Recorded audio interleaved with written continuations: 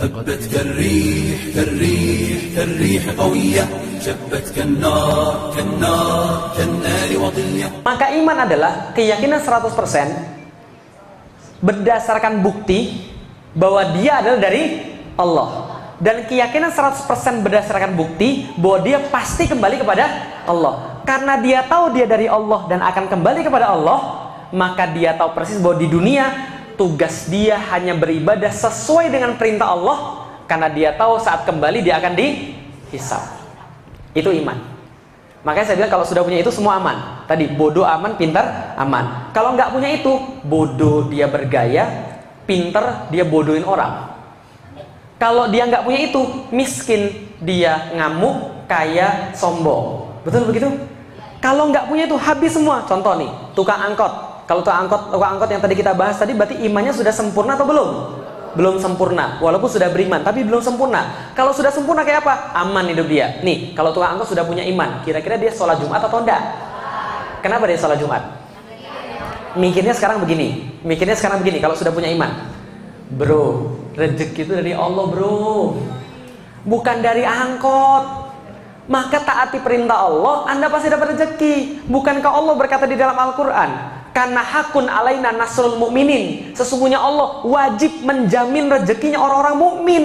Allah wajib bantu orang mukmin. Allah mengharamkan dirinya tidak bantu orang mukmin, ya. Allah mengharamkan diri untuk tidak membantu orang mukmin. Berarti pasti ada rezeki, bro. Udah jangan takut, udah tinggalin aja. Cuma setengah jam ini Allah yang ngasih rezeki. Orang taat pasti dapat rezeki. Walaupun kita kemudian nggak sholat Jumat dan kita narik angkot, belum tentu dapat 50.000 juga. Dan kalau dapat nggak barokah. Itu kalau mikir orang beriman. Dan dia bilang rezeki itu kata Rasul ngejar manusia, kayak ajal ngejar manusia. Karena Rasul pernah bersabda rezeki sama kayak ajal. Maka manusia tidak akan pernah dia mati sebelum ajalnya nyampe dan rezekinya habis. Ingat ya, rezeki itu sama kayak ajal, nggak bisa dielakkan. Jadi Anda ngelari kemanapun rezeki akan tetap ngejar. Dan Anda lari kemanapun ajal tetap ngejar. Berarti kalau masih hidup berarti masih ada. Berarti kalau sudah tidak ada rezeki berarti saatnya Allah kangen, pengen kita dipanggil kan, itu kan ya, selesai. Maka orang yang kayak begitu santai hidupnya, aman, dia akan tetap berusaha. Karena rezeki seperti cicak-cicak di dinding. Nah itu loh, itu lagu akidah loh ibu-ibu sekalian, cicak-cicak di dinding itu loh. Coba kita lihat, pernah dengar cicak-cicak di dinding? Terus diam-diam, berarti cicak tuh bisanya ngapain? Merayap diam, udah merayap diam-diam pula, hina banget kan ya. Seandainya ada makhluk Allah yang berhak protes tentang rezeki, cicak sudah protes duluan. Lah kenapa? Dia protes sama Allah. Ya Allah, ini tidak adil ya Allah. Lah kenapa? Engkau salah desain ya Allah. Ini tidak adil. Lah kenapa? Makananku terbang semua. Ya kan ya? Sedangkan aku cuma bisa merayap diam-diam. Ini nggak adil ya Allah. Tapi memang Allah ya, Allah itu memang maha adil, maha agung, maha mengatur rizki hamba-hambanya dan rizki setiap ciptaannya. Apa yang kemudian terjadi dalam lagu berikutnya?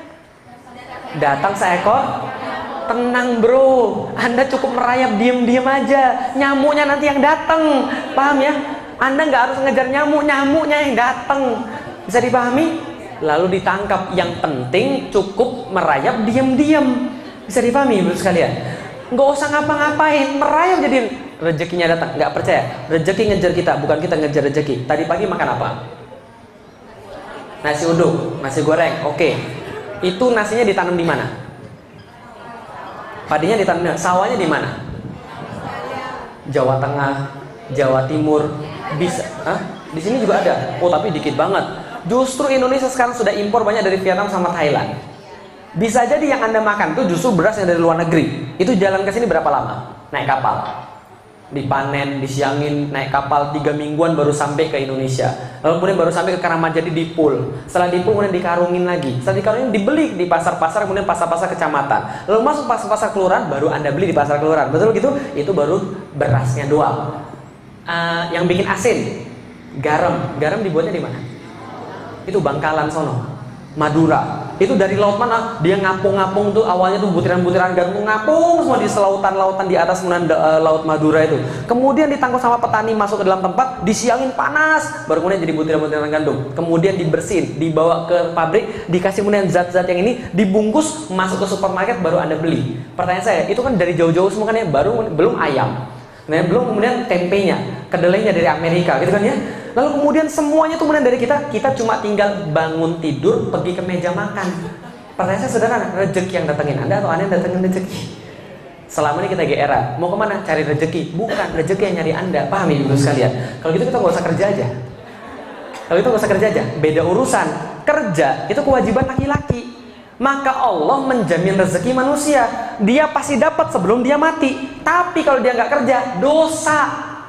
Bisa dipahami ibu sekalian? Jadi kerja adalah kadar kepantasan dari Allah. Kalau kepantasan cicak diam-diam merayap, manusia jangan merayap diam-diam. Ya pakai ininya, pakai badannya untuk kerja. Kalau kerja pasti dapat. Jelas ya? Enak nggak hidup orang punya iman? Nikah nggak punya duit, asik. Nikah punya duit, lebih asik. Gitu kan, nggak ada masalah kalau orang punya iman. Kalau orang punya iman, nggak akan dia nelantarin istrinya. Gosok WC pun dia akan ladenin demi kasih istrinya makanan yang halal. Kalau sudah karena ini tanggung jawab dia pada Allah. Karena Rasul bilang, wahai laki-laki, berlaku baik pada wanita. Lah kenapa? Anda telah menghalalkan kemaluan dia dengan nama Allah. Jangan main-main. Harus kemudian kasih yang benar berdasarkan syariat Allah. Nggak akan laki-laki macam-macam kalau sudah beriman. Bisa dipahami ibu sekalian? Beriman nih. Mohon maaf Mbak, kami sudah mewawancara Mbak dan kami tahu Mbak sangat bagus sekali dan kami sudah memutuskan gaji Mbak 35 juta per bulan. Dan Mbak setiap bulannya akan mendapatkan jatah rumah, jatah telekomunikasi dan jatah transportasi. Dan Mbak akan disekolahkan pergi ke luar negeri setiap 6 bulan sekali, pergi ke Spanyol dan Amerika serta UK. Tapi mohon maaf, kita nggak bisa mentolerir Mbak punya simbol-simbol keislaman. Berarti boleh dibuka kerudungnya. Apa yang dia bilang? Terima kasih Pak, tawarannya sangat menggiurkan. Saya perlu pekerjaan ini dan saya perlu uangnya, tapi mohon maaf untuk urusan akhirat Bapak nggak bisa tawar menawar. Kenapa? Gaji yang Bapak berikan tidak bisa beli surganya Allah. Terima kasih Pak, saya buat perusahaan yang baru aja. Ini kalau orang beriman loh, hidupnya nggak susah. Apa yang susah kalau orang punya iman? Nggak ada yang susah. Tapi kalau orang nggak punya iman, kaya susah, miskin susah, betul nggak? Orang nggak punya iman, kaya nyari terus, bohongin orang lah, nipu orang lah, segala macam. Tapi kalau orang punya iman, semuanya beres. Bisa dipahami ibu sekalian? Ini ilmu yang paling bagus untuk anak-anak kita tentang iman. Kalau mereka sudah dapat iman melalui berpikir tadi, punya bukti dan punya ilmu, insya Allah kita tinggal pun mereka akan tetap beribadah pada Allah Subhanahu Wa Taala. Jelas ya ibu sekalian?